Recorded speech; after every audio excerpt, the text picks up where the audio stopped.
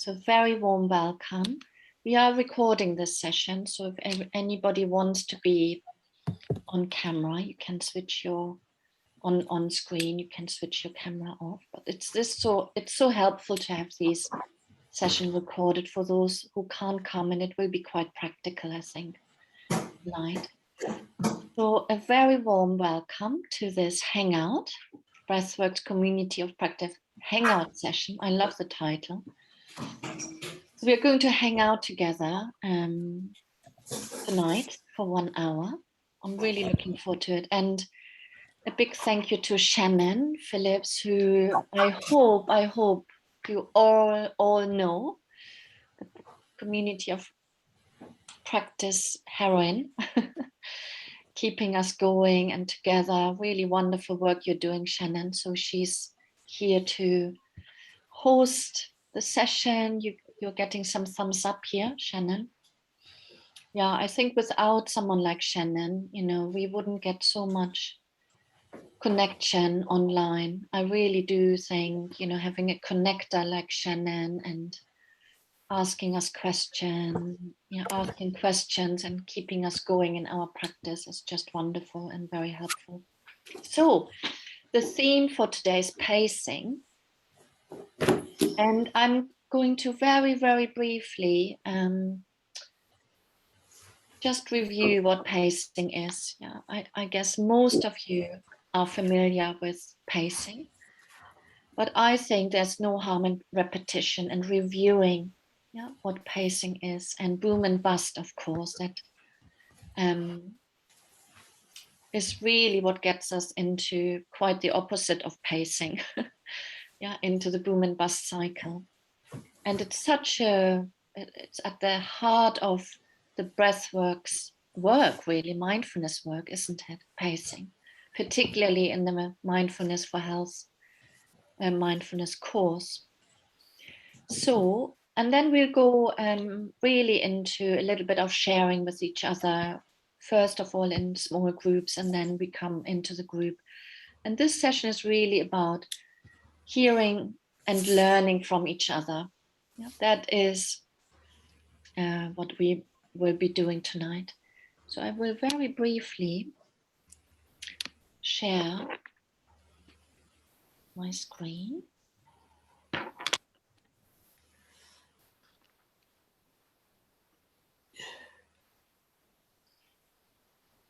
Can you see my slide? The slide, is it full? Yeah, right, thank you.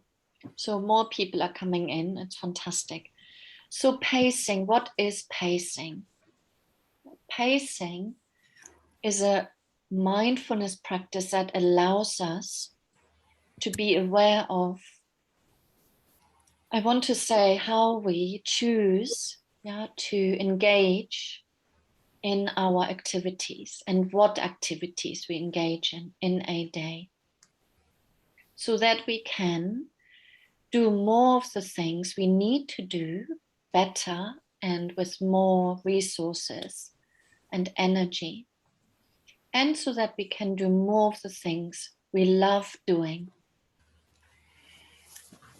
That's pacing, the practice of being aware of the activities we engage in, so that we can do more of the things we need to do, like shopping, cooking, cleaning the house, looking after the children, looking after someone we care for, and so that we can do more of the things we love doing, like going for walks or painting, playing with the children or the pets or whatever it is that we love doing, or cooking, gardening. So here the slide, in the slide we can see the boom and bust cycle.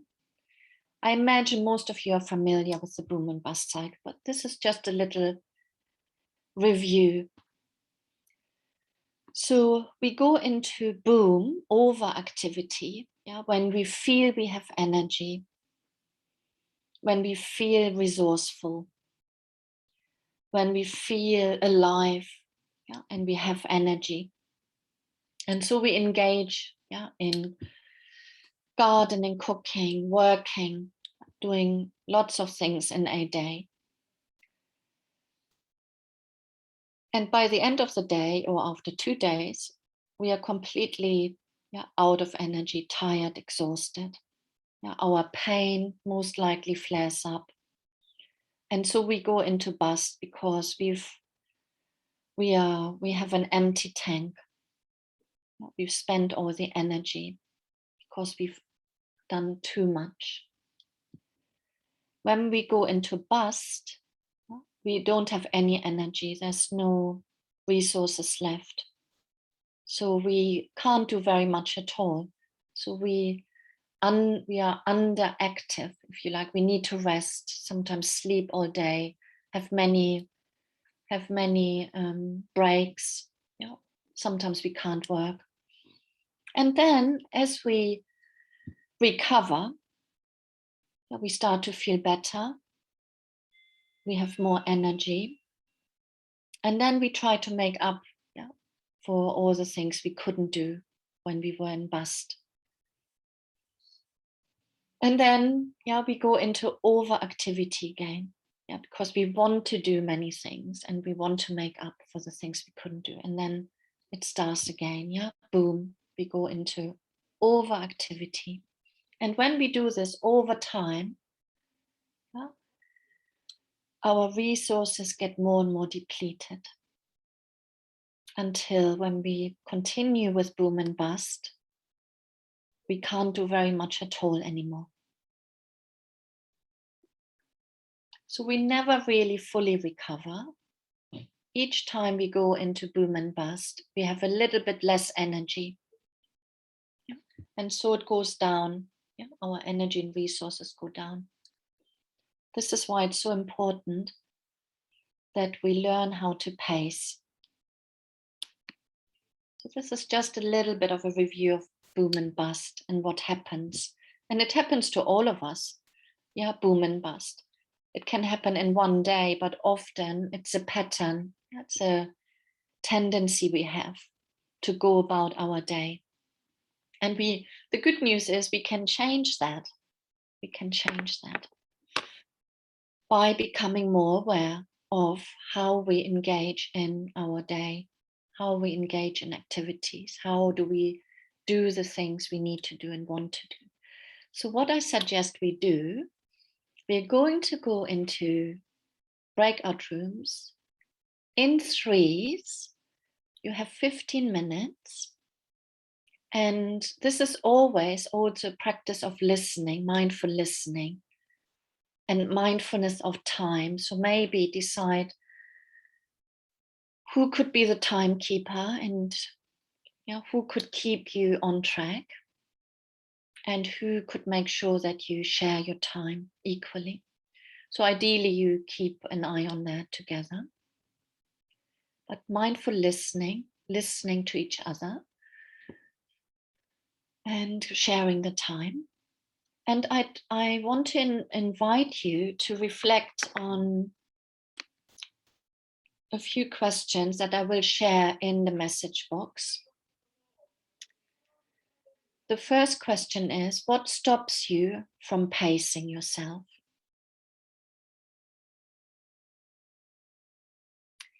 And what are some small things or practices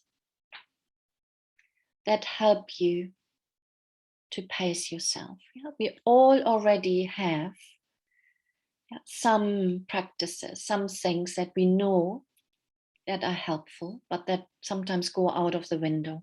And there might be some more tonight. Yeah, that's the beautiful things about the community of practice, that we can inspire each other and learn from each other's practices and things that have worked for us. And then there will be a third question. What unhelpful views or beliefs do you perhaps have about pacing? Yeah, that's sometimes interesting. Good. Lovely. So make the most of the 15 minutes. It goes very quickly, and just swiftly decide who's going first. Are you ready, Shannon? Yeah, I was just wondering, should I, because when we send the message in the breakout room, it kind of disappears after a few seconds. Should I write them in the chat here so people? Oh, I can do that because I've got them here. Perfect, lovely. And then we can always send a little prompt, can't we, to all the room? That's a very good idea. Here you go. Just disappear annoyingly. Great. Yeah.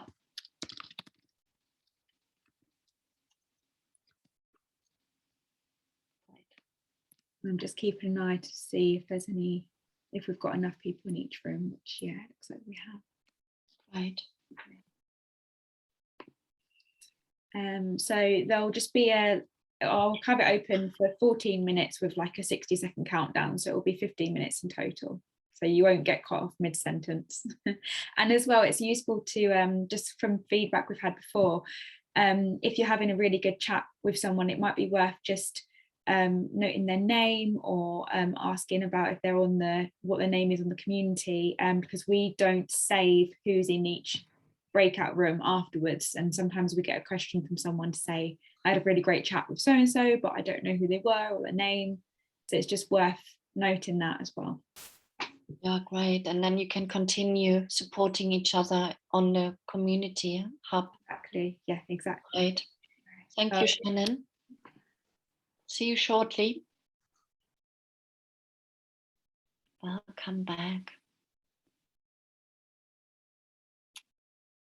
So we're just waiting for everyone to come back. Great. Are we all back, Shannon?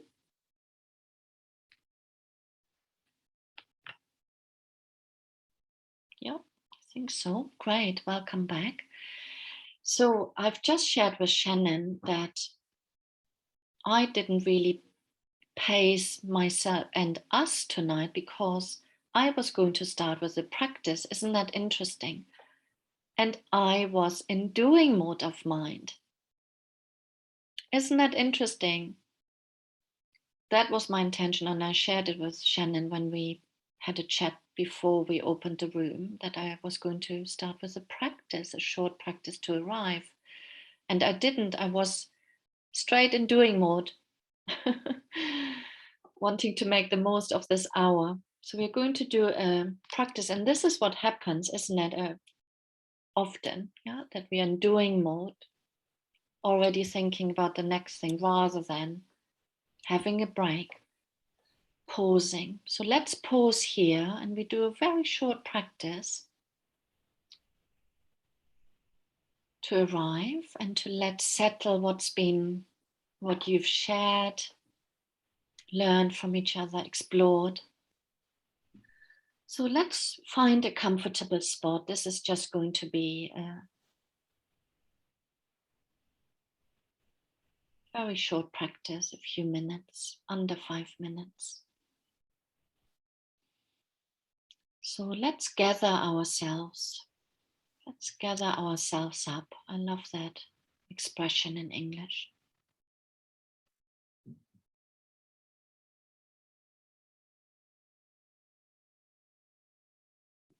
Let's arrive here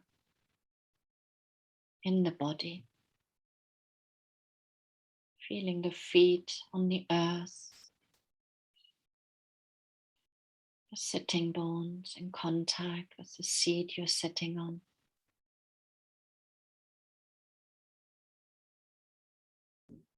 So grounding the legs and feet, sitting bones, and allowing the upper body to be poised upright, allowing the hands to rest, allowing the shoulders to drop into the hands.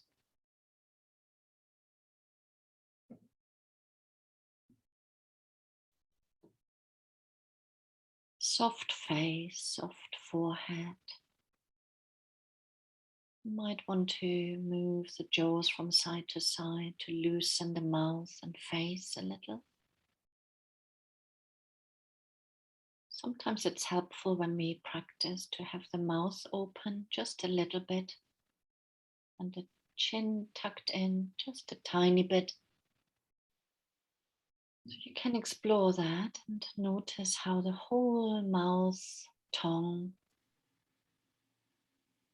jaws loosen a little when we have the mouth a little bit open.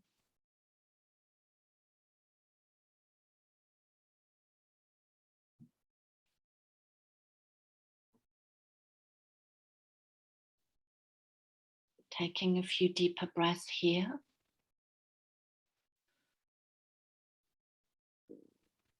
Sometimes it helps to connect with the breath by putting a hand on the belly if that feels right for you. Or one hand on the chest and heart. So coming into connection with ourselves here through the breath and the body. On the out breath, releasing, finding ease, arriving a little bit more here.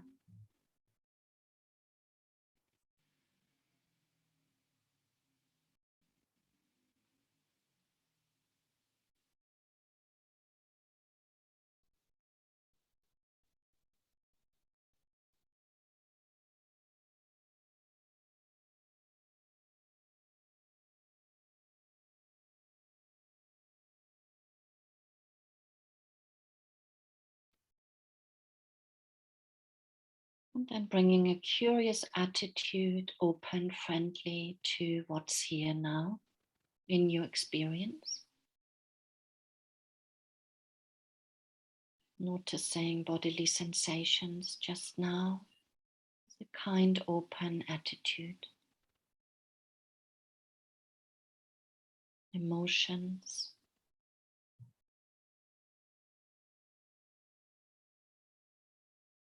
What's your mood? What's your emotional state of being?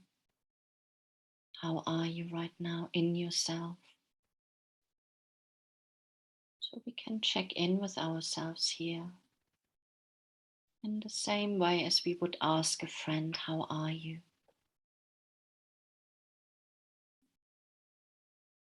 And then noticing the mind, the quality of the mind, thoughts.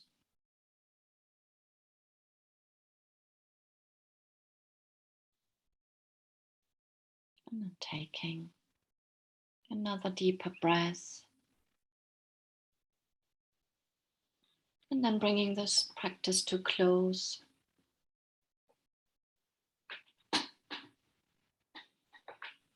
Opening your eyes. So pausing, breathing. So I'm curious what you've found in your explorations, in your small groups, what you've shared. Maybe we'll start with what stops us from pacing ourselves. And we can use the chat box. So do share some of what you've shared in the chat box. And then let's also hear from some of you, because we are quite a large group. We won't be able to hear everyone. Maybe we can use the raise hands function in reactions on the bottom of your screen. If you have an iPad, I'm not entirely sure where it is. So who would like to share something from your group? Yeah, Martin. Hi, can you hear me? Yep. Okay. Yeah, so what stops me from pacing is like basically me, but I was kind of saying that it's just become a very habit not to pace. And I think really underlying it is I'm a very driven, very motivated, enthusiastic, always have been work orientated, but it's kind of wrapped up in my personality. I'm very independent and very and it's kind of in a lot of ways that's kind of like positive, but it's also a kind of a stick to beat myself with. And it's kind of, when do I stop getting the positivity of having my kind of drive to be independent, which feels good, But then it's also, I kind of know that it gets to the point where it gets out of control and it's not good. Yeah. That makes sense. Absolutely. Really helpful. Martin, I think many of us can relate to that, which of course is not, it's positive what you say, having drive. Yeah. We all know the 3 emotion regulation systems. We all need to thrive. Yeah. The drive system is all about thriving, doing things, being motivated. Yeah. And then it's the not knowing when to, slow down. Yeah. Really helpful. Thank you. Lorian. Hi. One of the things that several of us, I think we all agreed on actually, is that some of the things that I know for me personally and for other participants drive the boom and bust cycle is that there are external pressures. Like for me, it's my daughter who is autistic and very, very high needs, 20-year-old, and emotionally very dysregulated. And so as I'm her main caregiver, a lot of my days are driven by her needs. And so then sometimes I'm fearful about starting anything or engaging anything that I would like to do or that would be helpful or fulfilling to me. I certainly do plunge into projects and have a hard time stopping them, but then that sometimes stops me from even starting because I know that I don't stop well once I start. Yeah. And it just gets very out of control. And I resist making lists because I'm afraid, Yeah. Things don't feel like they're always within my power to manage. Yeah. Thank you, Lorian. You're also raising a really important area. Yeah. External factors. Yeah. That we can't always control, and it makes it harder to actually pace ourselves when there are people who depend on us, that need us. Yeah, very challenging. And thank you for sharing so honestly. Yeah. Kirsty. Oh yeah. One of the things that I find, and I think some Louisa in my group agreed as well, is mood. So mental health, how your mental health is in your mood. And I find that if I'm on a bit of a high in my mood, I just crack on and I just go and I go and I go and I go. And then if I'm on a low, obviously then I just completely shut down and break and just don't do anything. And it's the struggle of balancing your mood and your pain and your pacing all at the same time. Yeah. Also very common, and thank you, Kirsty, for sharing. Many of us can relate to that. I certainly can. Mood. When we are not feeling well in ourselves or low. It's really hard to do anything, really, isn't it? To motivate ourselves. It's a little bit like the opposite from what Martin has said. When we have high energy and drive and motivation, it can also be the complete opposite, because we are human beings and our experience happens on the whole spectrum of what it means to be a human being. And we have to work with that, when we practice pacing, and meet ourselves where we are. Thank you. Susan. I realize that what stops me pacing, sometimes I'm very tempted by what I perceive others are doing, friends or family or my community or what I read about. And so I'm tempted to, I'm tempted to rush in all directions. But even if I rush in one direction that I know inside isn't the right thing for me because I'm quite limited, that can stop me, and then that can go into a cycle of feeling sad or loss or fear or something. So that's my realization this morning. Really helpful, Susan. Thank you for sharing. And just to say, do have a look. There are some sharings in the chat box, yeah. And you're getting thumbs up there, Susan.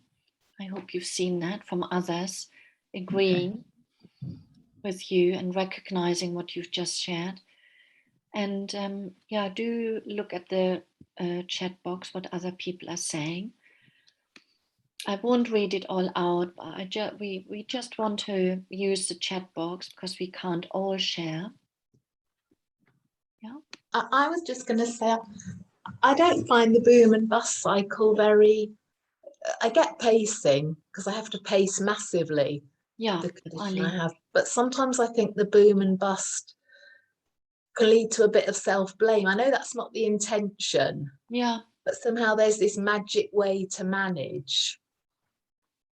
And I think it has been used in the past with people sometimes in that way. And like that, but I also think pacing's key. So a bit of a contradiction there, but I read a book, it's called How to Be Sick, which is a great title because we're told so much how to be well, but let's learn how to be sick, you know. Yeah. And the phrase she uses is wise in action. I really like that phrase. I think I probably relate to that better, really. Yeah, that's great. You know, we have to find, it's really great what you're saying, Ali. And I think that's true what you're saying. And we have to find ways that work for us. Yeah. And it's definitely not intended in that way, the boom and bust cycle, but it can be perceived in that way. And we have to find a way that works for us. Yeah, the pacing and the understanding. I think this is the boom and bust cycle. That's a model to understand what's happening. Yeah, when we run out of energy and feel depleted. Yeah, and have no resources or feel we can't do very much. So let's take 3 breaths, yeah, to practice a little bit of pacing. Then we move on to what helps us.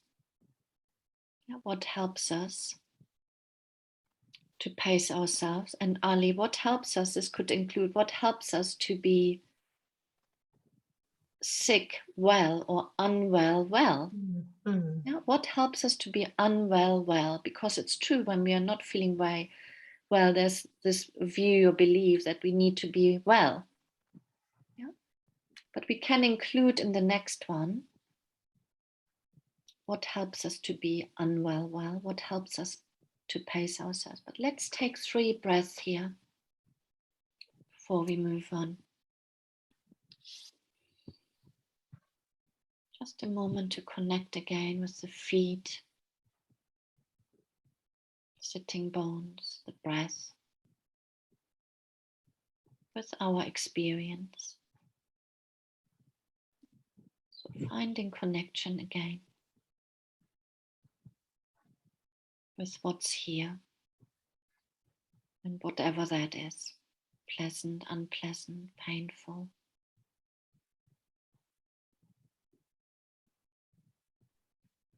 Peaceful. Good. So anyone would like to share? And Shannon and I have discussed while you were in your breakout rooms that she will capture some of the ideas so that we can share them tomorrow on the Community of Practice so that others benefit. And you can speak as, you know, you can share themes that came up in your group or speak on your own behalf. Sophia. Hi, thank you. Yes, I was saying that I agree with what the previous lady said about, you know, dropping the perfect pacing, because it doesn't exist and there isn't perfect mindfulness practice either. So I always remind myself of that. But also what helps me, I found, is what enlivens me, what enlivens my spirit. So not necessarily a physical energy, if perhaps I'm a bit depleted, but what keeps me interested, what engages me, where do I feel like, oh yeah. And having short little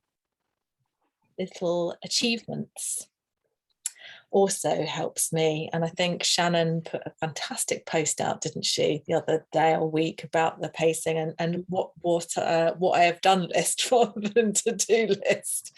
And that's just such a lovely, just the simple things. You look at what you've done, you just think, wow, that's a lot. Right, now do something beautiful for yourself. So I love it. Yeah. What enlivens us? What are some, looking at what we have achieved. Yeah, absolutely. Yeah. And I also like your reminder of that there is no perfect pacing in practice ever, because we are imperfect. Life is imperfect. Kirsty, yeah. Yeah, it's similar to what Sophia just said. Laura mentioned in our group that she writes down 3 wins a day. So and I really liked that idea, because I thought sometimes you don't feel like you've achieved anything throughout the day, but then when you actually write it down and you think, well, actually, I've done these 3 things and that could have taken quite a lot out of you or whatever. But I think it's really important to recognize, and I praise myself a lot, just like for doing a load of washing. I always say, well done, you deserve a break now. You've done 1 load of washing, sort of thing. So I think it's really important to like recognize what you are achieving. Yeah.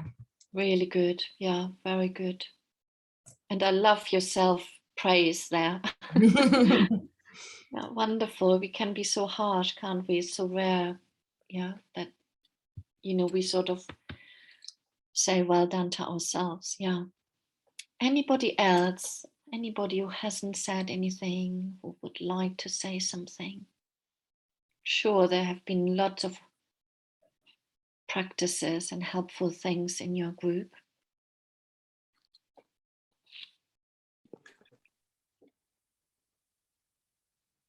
Katie, yeah.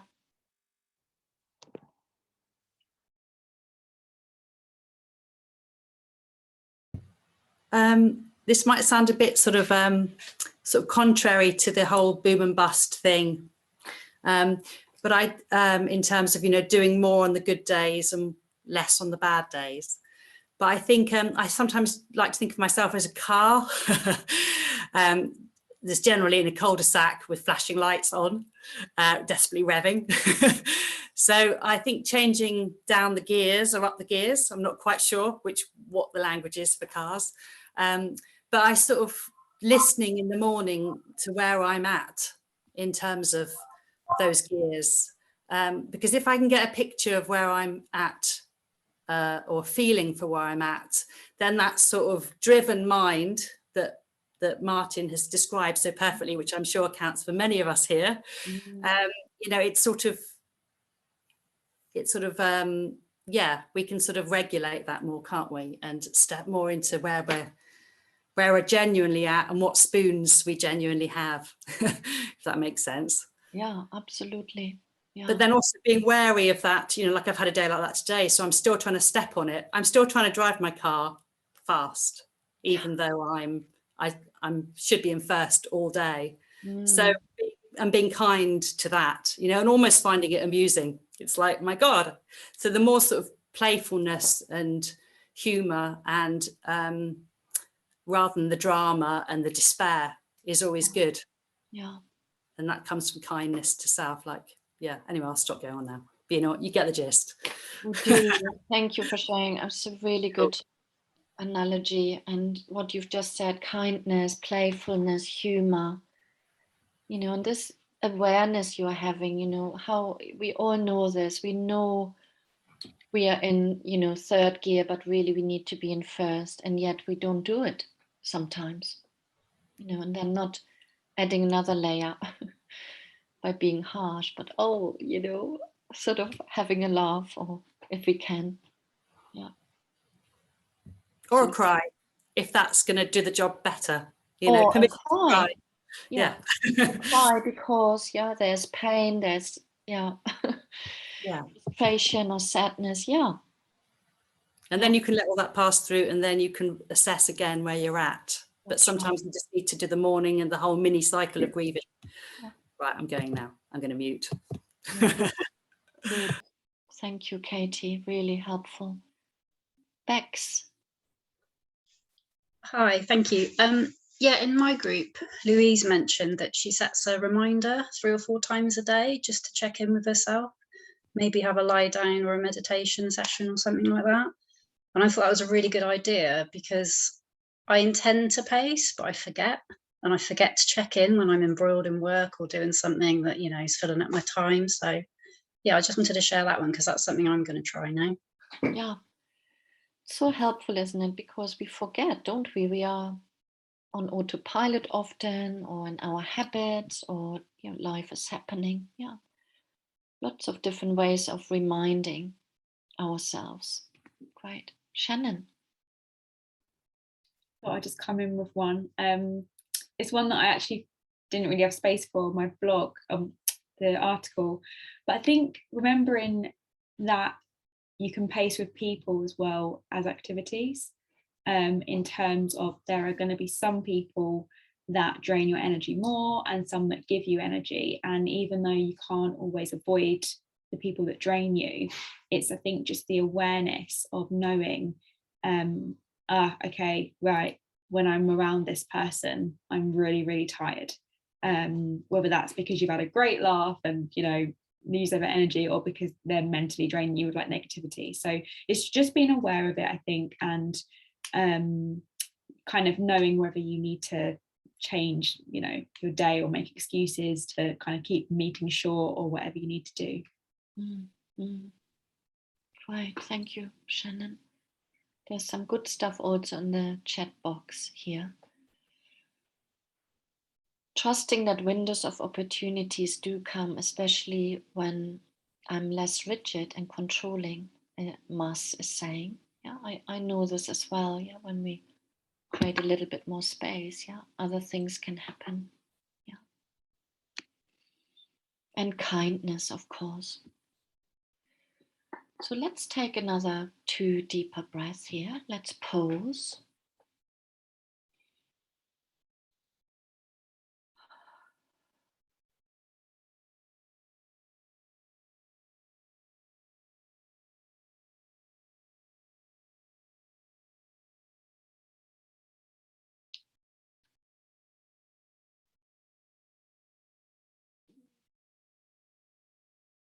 And then let's look at the last question I shared with you. What are some views that we hold perhaps, or beliefs about pacing?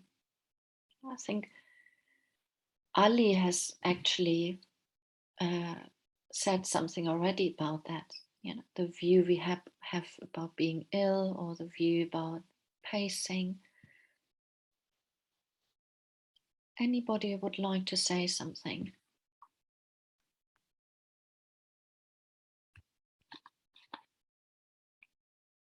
Laura, do you want to come in? Hi, yes, thank you. I'm trying to work out on an iPad and I lose you if I try and get the chat or anything like that, but thank you. I think one of the limiting beliefs for me was that I've always felt that I should just carry on and do this and get through things. And I've spent a life doing that. And actually one of the things we talked about in our group was, you know, was menopause actually. And it took me a long time, you know, and it's a bit of a battle anyway to get through to GP, to deal with these things, actually to get HRT, which made me feel no end better in a lot of significant ways. Less fatigue and less brain fog and stuff like that. And I didn't know, I hadn't appreciated how much just getting that help, and I think also help from people, or, you know, help around the house and things like that, would actually do. And I feel as though, I don't know whether it's particularly women or whatever, you feel you have this moral obligation just to keep going and take it all on. And I think for me, that's been the worst thing. And I'm really only just learning to leave some of that behind now and get help when it's there. Yeah. Getting help was really important, Laura. I just want to say goodbye. She's probably left. I love this, what Louisa has just said. She's left to pace herself before, to get a break before the next thing. So I love that. Yeah, thank you, Laura. Really important, asking for help, and support. Kirsty, I'm just going to pause you and see whether there's anybody else who wants to come in, because we are almost at the end, but I'd love to hear from you. Anybody else who wants to say about some views, beliefs about pacing?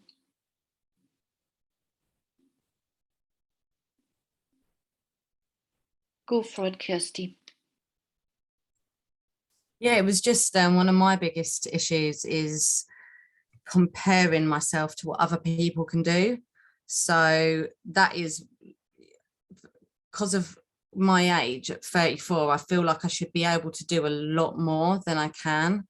And I found it really, really, really hard to accept that I'm not like that other person and I can't do all the things that once I used to be able to do when I was a bit younger, and two, before I got my diagnosis and my chronic pain started. So that's one of the biggest limitations that I have, is when I look at other people and I think I should be able to do that and I can't. And then obviously that puts you on a downer, and then, you know, it's a vicious cycle kind of thing. So that's what I've been working on a lot, to try and, you know, tell myself that I am not that other person and they're not going through what I'm going through. And, you know, there's this expectation of what, you know, a typical mum should be able to do with their children and that. And it doesn't always work like that. Everyone is very, very different. And it's about the acceptance of that, you know, you can't necessarily do what someone else is going to do. It doesn't make it bad or doesn't make it wrong or anything like that. It's just everyone has their own circumstances that they're battling with. So, yeah. So important what you're saying there, Kirsty. Comparing, is despairing, really, because we are not the other person, as you say. We are who we are. And shoulds really always point to a view or limiting belief. A view. I should be able to do this. I should be as good as the others. I should be doing the same as as the others. So should. I should be well. I shouldn't be unwell. I should know this better.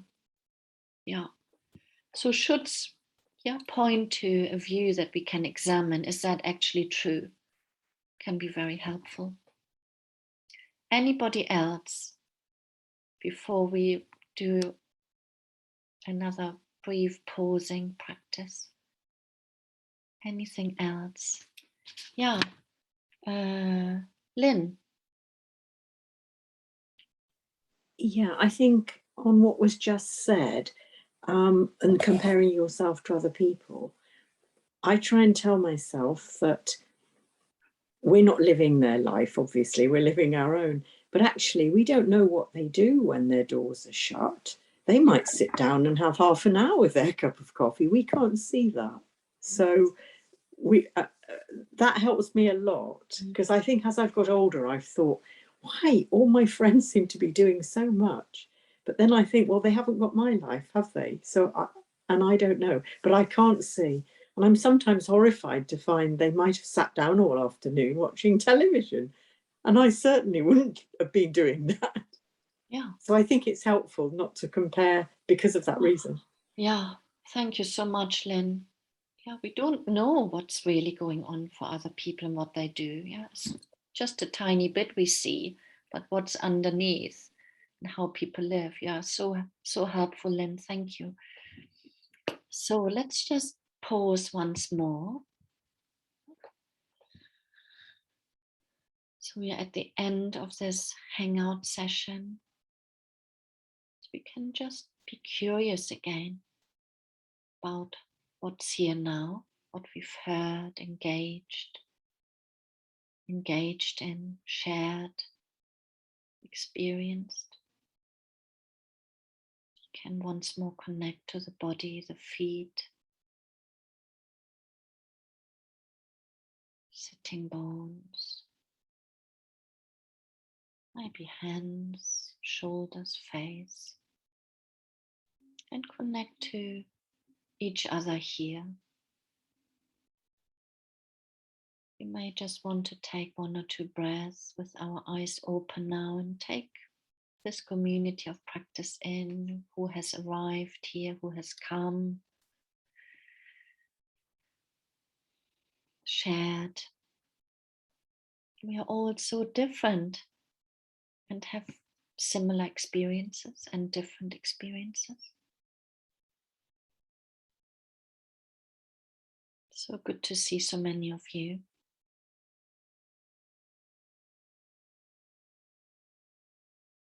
So we are coming to an end now. I wish you very well. Thank you for coming. Do have another look at the chat box just to ensure that you have seen some of the ideas that have been shared tonight. It's been very rich. So thank you for engaging so fully. Thank you, Shannon, as well, for hosting, helping us to be here, for your good work, and have a good night. We have someone from Canada. It's earlier there, probably afternoon. So I wish you well. Take good care. Bye-bye. Thank you, Karen. Thank you. So much. Thank you. I'm going to actually just leave the room open a little bit for anyone who wants to kind of just take a few minutes to go through the comments. And yeah, just if anyone's, I know it's a really popular topic, so I'd also be intrigued if anyone does want to use the opportunity to put in the chat anything they'd be interested in around this topic in the future, if you'd be interested in kind of workshops or retreats or yeah, just the sort of, I sense that it's quite popular, so I'd be interested to hear from you if there's anything that you'd like to explore more in this in terms of events. And just thank you so much, Karen, for always holding the space so beautifully in a way that everyone feels they can share and be heard. Yeah, your session's always lovely, so thank you. Great, thank you. Yeah, good idea to very do a little much. bit of a poll. Bye. Bye-bye, go well, sleep Thank you, well, everyone. good night. Bye. Thank you. Thank you. Thanks. Bye. Karen. Thank you. Bye-bye. Thank you.